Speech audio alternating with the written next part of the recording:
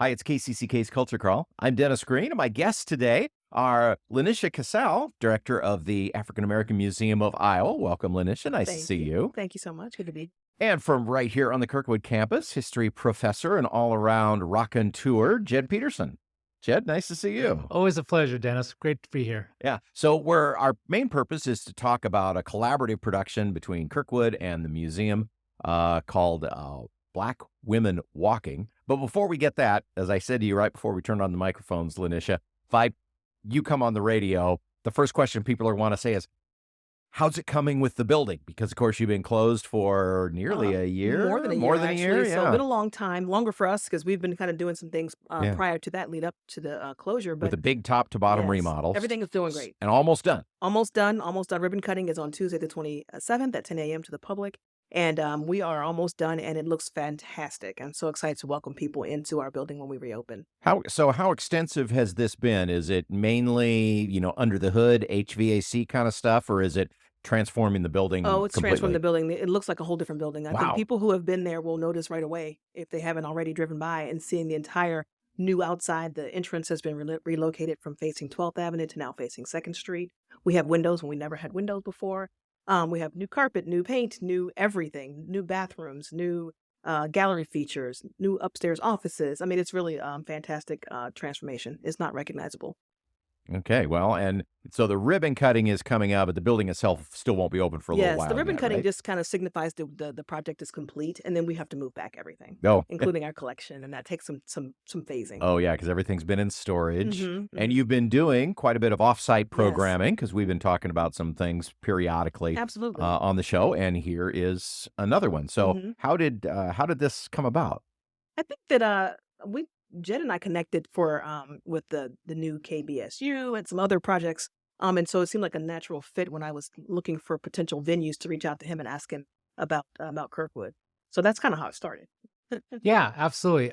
This was originally thought of as being in another place in Iowa, in Des Moines, and it just wasn't able to work out. And so LaNisha contacted me and said, "What about Kirkwood?" And we just kind of went from there. And it's been really a great opportunity to work closely with the African American Museum and Kirkwood together to put this together.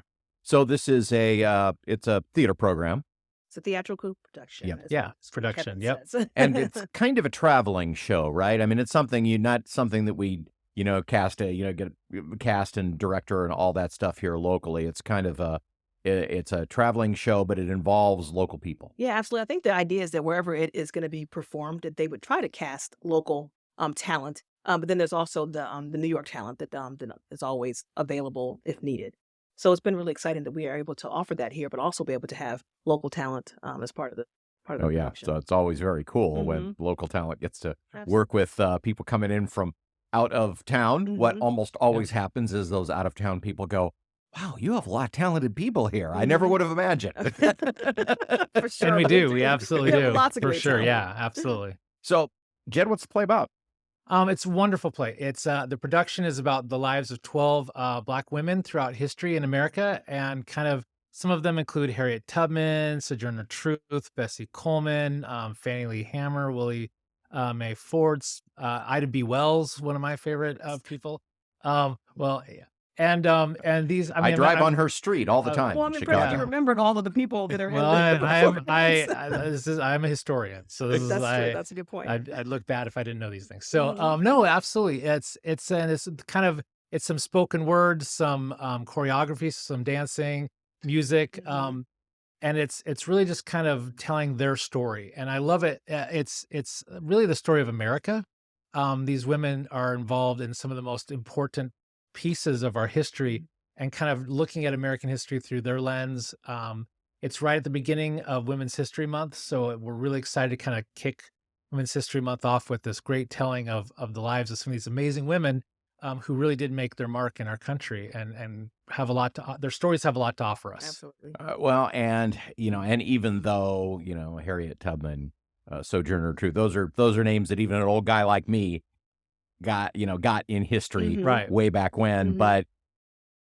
but they've not been as much a part of our learning curriculum as they should have been. Absolutely. And Ida B. Absolutely. Wells, perfect example. Right.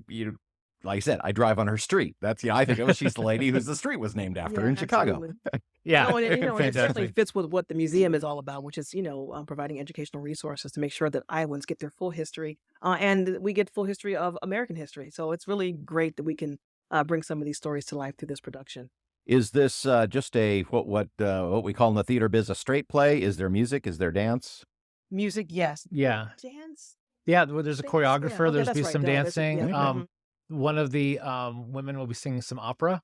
Oh, So it's kind of a really wide ranging. It's kind of a minimalist set. There'll be projectors behind, so kind of you'll get the scenery that way. But it's really the focus is going to be on the women and their stories, and kind of moving through their lives. and just a few shows in Kirkwood's Ballantyne Auditorium. Just running 2 days. Is it just 2 days? Right. March Yes. 2nd at 7:30 p.m. and then the 3rd at 3 o'clock. Okay. But So- they'll both include talkbacks, so facilitate discussion with the cast. Oh, excellent. Yeah, so it's about an hour and a half long production, and there'll be about somewhere half an hour to an hour long talk back after with the cast and Kevin Taylor, the director, and just kind of talking through. So the director will be here too. Yeah, Oh, yeah, excellent. he's coming in, so Yeah, he'll be it's here. gonna be great. And actually, the writer of the play is coming. The production is coming in to join us also. Oh, wow. She doesn't usually make it to all the productions, so she. What I was told, and hopefully this is correct, is that she was watching some of the Zoom rehearsals between the cast who are scattered across the country right now, and just really loved the energy. And she'd never been to Iowa, so she's like, "I'm going to come be a part of this too." So Okay. Fantastic. it's going to be great. Okay, neat. Okay, Mr. Historian. Oh boy! All right, So can I phone a friend? yeah. So after learning more about this show, what have you learned? Oh, wow. First of all, how impossibly difficult it is to be involved in theater. That's really what I've learned. Yeah, LaNisha and I really signed on to this project thinking we would be really hands off and just kind of facilitating other people doing it. Yeah, guess what? You are the Um, producers. I mean, Yeah. seriously, but I've learned something is that when Jed's passionate about something, he gets it done.